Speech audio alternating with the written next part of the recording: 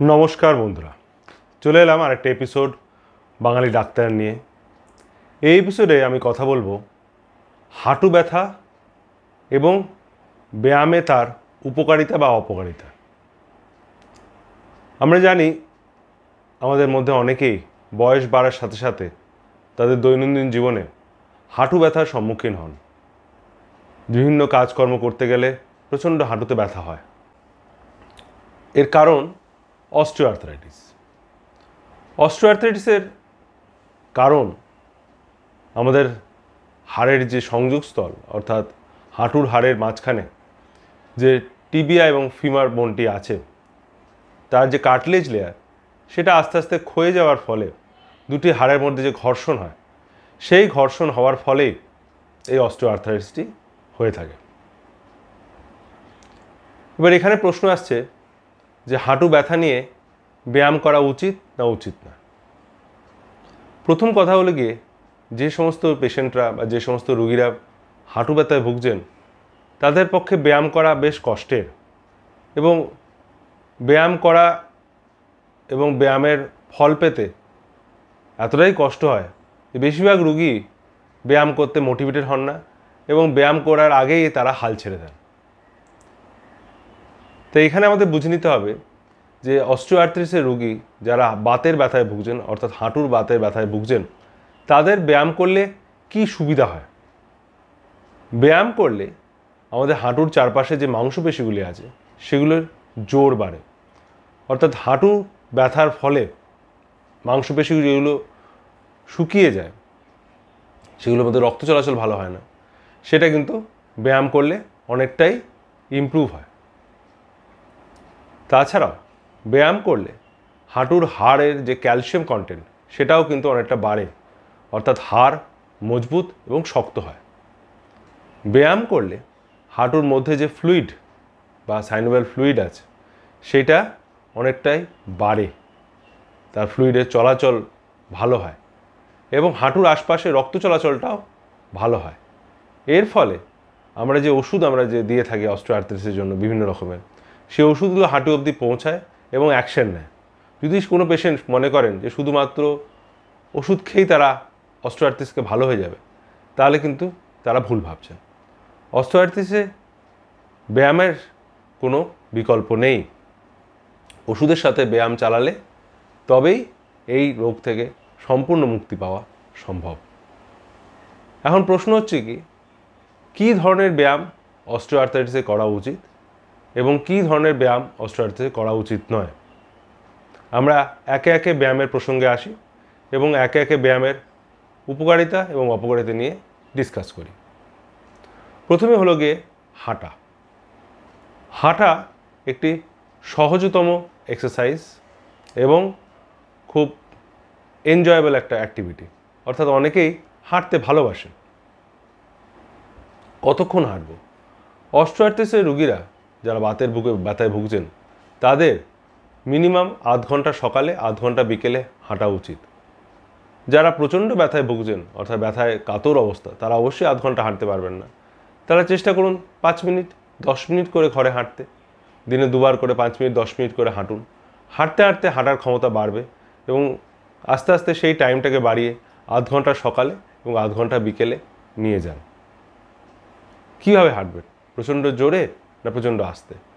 খুব জোরেও হাঁটা উচিত নয় এবং খুব আস্তেও হাঁটলেও কোনো লাভ নেই। একটা মডারেট স্পিড, অন্তত যেটা আমরা বলে থাকি যে 15 মিনিটে 1 কিলোমিটার হাঁটার মতো যে স্পিড হয়, অর্থাৎ 4 কিলোমিটার পার আওয়ার, এটা হলো হাঁটার আইডিয়াল স্পিড। যদি এই স্পিডে হাঁটতে পারেন তাহলেই ভালো।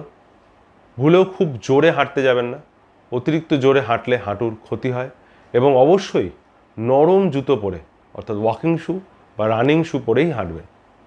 যারা অত্যন্ত স্থূলকায় বা যারা অতিরিক্ত মোটা, তারা কিন্তু খুব সাবধানে হাঁটবেন এবং আস্তে আস্তে হাঁটবেন, কারণ এই শরীরের অতিরিক্ত ওজন যখন হাঁটুতে পড়বে, হাঁটুতে কিন্তু ব্যথা অনেকাংশে বেড়ে যেতে পারে। তাই তারা ওয়াকিং করবেন না তা নয়, হাঁটবেন, তবে অল্প অল্প করে ধীরে ধীরে করে স্পিড বাড়ান, ধীরে ধীরে করে টাইম বাড়ান, যাতে হাঁটুতে কোনো চোট আঘাত না লাগে। দ্বিতীয় হলো গিয়ে সাইক্লিং। সাইক্লিং এটি খুবই ভালো এক্সারসাইজ, যার ফলে হাঁটুর মাংসপেশি এবং হাঁটুর যে জয়েন্ট সেটা কিন্তু ভালো থাকে। যারা সাইকেল চালাতে পারেন বা সাইকেল চালাতে ভালোবাসেন তারা নিয়মিত সারাদিনে 1 ঘন্টা সাইক্লিং করুন। একই কথা সাইক্লিংয়ের ক্ষেত্রেও, খুব জোরে সাইক্লিং নয় বা খুব আস্তে নয়, একটা মডারেট কনস্ট্যান্ট স্পিডে সাইক্লিং করুন, তাহলে আপনার হাঁটুর হাড় ভালো থাকবে। যাদের সাইক্লিং করতে গিয়ে হাঁটুতে লাগছে বা যাদের ওজন অতিরিক্ত বেশি তারা সাইক্লিং থেকে বিরত থাকুন, কারণ কিছু কিছু আর্থ্রাইটিস সাইক্লিং করলে কিন্তু বাড়ে। তাই আপনারা সাইক্লিং করে দেখুন, যদি সাইক্লিং করে আপনার হাঁটু ব্যথা আস্তে আস্তে কমছে, হাঁটুতে ব্যথাগুলো ফোলাগুলো কমছে, তাহলে অবশ্যই সাইক্লিং করা উচিত। যদি সেই ক্ষেত্রে হাঁটু ব্যথা বাড়ছে বা সাইক্লিং করতে গিয়ে কষ্ট হচ্ছে তাহলে সাইক্লিং থেকে বিরত থাকুন। তৃতীয় যে ইম্পর্ট্যান্ট অ্যাসপেক্ট বা খুব মজাদার এবং ভালো ব্যায়াম সেটা হলো সাঁতার কাটা। যারা সাঁতার কাটতে জানেন বা ভালোবাসেন বা ছোটোবেলায় সাঁতার কেটেছেন, এখন বয়সের কারণে সাঁতার কাটতে যান না কিন্তু হাঁটু ব্যথায় ভুগছেন, তারা অবশ্যই সাঁতারের দিকে মন দিন। সাঁতার কাটলে হাঁটু শুধু নয়, শরীরের প্রত্যেকটা মাসেল ভালো থাকে, হার্ট লাংস ভালো থাকে এবং সম্পূর্ণ একটা ওভারঅল বডি এক্সারসাইজ হয়। সাঁতারের মতো ভালো ব্যায়াম নেই, এবং যারা বিশেষত হাঁটু ব্যথায় ভুগছেন তারা সাঁতার কাটলে তাদের হাঁটু ব্যথা কিন্তু অনেকটাই কম থাকবে। যারা সাঁতার কাটতে পারেন না, যারা সাঁতার শেখেননি, তারা কি করবেন? তারা কি জলে নামবেন না? তারা অবশ্যই জলে নামুন। সাঁতারে যে ইনিশিয়াল যে স্টেপস, অর্থাৎ জলে শুয়ে পা নাড়ানো, পা চালানো, সেই ব্যায়ামটুকু যদি করতে পারেন তাতেই আপনার হাঁটু ব্যথা কিন্তু অনেকটাই কম থাকবে। যদি সেটুকুও না করতে পারেন, যদি জলের মধ্যে বা পুকুরের মধ্যে বা সুইমিং পুলে শুধুমাত্র হেঁটে বেড়ান, যেখানে কোমর জল আছে বা হাঁটু জল আছে, সেই জলে যদি আপনারা হেঁটে পর্যন্ত বেড়ান তাহলেও হাঁটুর ব্যথা কিন্তু অনেকটাই কমবে। সাঁতার কাটলে বিশেষত স্থূলকায় মানুষ যারা একটু বেশি মোটা, যারা আর্থ্রাইটিসে ভুগছেন, তাদের কিন্তু সাঁতারে বা সুইমিং পুলে গেলে অনেকটা সুবিধা হয়। কারণ সুইমিং পুলে আমাদের শরীরের ওজন অনেকটাই কম অনুভব হয়, তার ফলে হাঁটুতে চাপ পড়ে কম, এবং তার ফলে হাঁটার ফলে যে হাঁটুতে প্রচণ্ড চাপ পড়ে যারা স্থূলকায়, সেইটার কিন্তু সাইড এফেক্ট কিন্তু সুইমিংয়ে বা সাঁতারের জলে, সুইমিংয়ের জলে হেঁটে বেড়ালে কিন্তু হয় না। এবং জলের মধ্যে হাঁটার যে রেজিস্ট্যান্স, যে কষ্টটা শরীরকে পোহাতে হয়, তার ফলে অনেকটাই ক্যালোরি লস হয়, অনেকটাই পরিশ্রম হয়, এবং তার ফলে খুব তাড়াতাড়ি ওজন কমে। তাই সাঁতার কিন্তু আমাদের এই নদীমাতৃক দেশে, এখানে জলের খুব একটা সমস্যা নেই, সেখানে কিন্তু করাটা খুবই একটা উপযোগী ব্যায়াম। 4 নম্বর চলে আসি, জিম। অবশ্যই অনেকেই জিমে যেতে পছন্দ করেন, জিমে গিয়ে এক্সারসাইজ করতে ভালোবাসেন, এবং সেটা একটি অবশ্যই খুবই ভালো এক্সারসাইজ। জিমে গিয়ে বিভিন্ন রকমের ওয়েট ট্রেনিং, অর্থাৎ পায়ের ব্যায়াম, হাতের ব্যায়াম, কোমরের ব্যায়াম করুন, ট্রেডমিলে হাঁটুন, কিন্তু অবশ্যই যেমনটি বললাম আগে, খুব জোরে দৌড়ানো ট্রেডমিলে বা খুব জোরে সাইক্লিং করা বা খুব লাফানো কিন্তু হাঁটুর পক্ষে ক্ষতিকর। তাই চেষ্টা করুন মডারেট এক্সারসাইজ করতে, হালকা হালকা এক্সারসাইজ করতে। প্রচণ্ড জোরে বা প্রচণ্ড ওজন নিয়ে কোনো ব্যায়াম করবেন না, তাহলেই কিন্তু আপনার হাঁটু ধীরে ধীরে ভালো হয়ে উঠবে। এবার চলে আসি কিছু প্রিকশনস, কিছু সাবধানতায়, যেটা এই হাঁটু ব্যথার রোগীরা মেনে চলবেন এই ব্যায়ামগুলি করার সময়। প্রথমে হলো যে কটা ব্যায়াম আমি বললাম, অর্থাৎ সাঁতার কাটা, হাঁটা,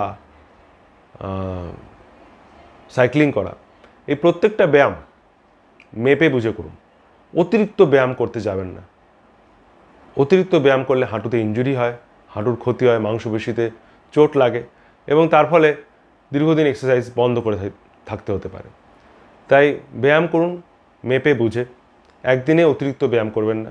যদি কোনো দিনও এক্সেস ব্যায়াম হয়ে যায় তাহলে পরের দিন বা তার 2 দিন রেস্ট নিন, বরফ শেক করুন, যাতে সেই চোট সেরে ওঠে, এবং চোট সারার পরেই আবার ব্যায়াম করুন। হাঁটু মোড়ার ব্যায়াম, অর্থাৎ অতিরিক্ত স্কোয়াটিং করা, মাটিতে বসা উঠবোস করা, এই ধরনের ব্যায়াম, বা প্রচণ্ড লাফানো যেমন লাফদড়ি খেলা বা প্রচণ্ড জোরে দৌড়ানো, এগুলি কিন্তু হাঁটুর পক্ষে ক্ষতিকর। যারা বয়স্ক মানুষ, যারা স্থূলকায়, তারা এই ধরনের এক্সারসাইজ থেকে বিরত থাকুন। এতে কিন্তু লাভের থেকে ক্ষতি বেশি হবে। চেষ্টা করুন ঠিকঠাক করে খাওয়া দাওয়া করতে, অর্থাৎ ফ্যাট জাতীয় খাবার, সুগার জাতীয় খাবার, কার্বোহাইড্রেট রিচ খাবারগুলো কম করে প্রোটিন জাতীয় খাবার, সবজি প্রচুর পরিমাণে, মাছ, ডিম এগুলি খাওয়ার চেষ্টা করুন, যাতে শরীরের ওজন কমে এবং শরীরে এনার্জি পান এই ধরনের এক্সারসাইজ করতে। এগুলি মেনে চললে আপনাদের হাঁটু ব্যথা কিন্তু ধীরে ধীরে কম হতে থাকবে এবং এক্সারসাইজের মাধ্যমেই দেখবেন নিজেকে অনেকটা সুস্থ এবং হালকা অনুভব করছেন। এই বলেই আজকের ভিডিও শেষ করছি। কেমন লাগলো আজকের ভিডিওটা অবশ্যই কমেন্ট করে জানান। যদি আপনার কোনো প্রশ্ন থাকে তাহলে আমাকে জানাতে পারেন। তাহলে আজকের মতো আসি। নমস্কার।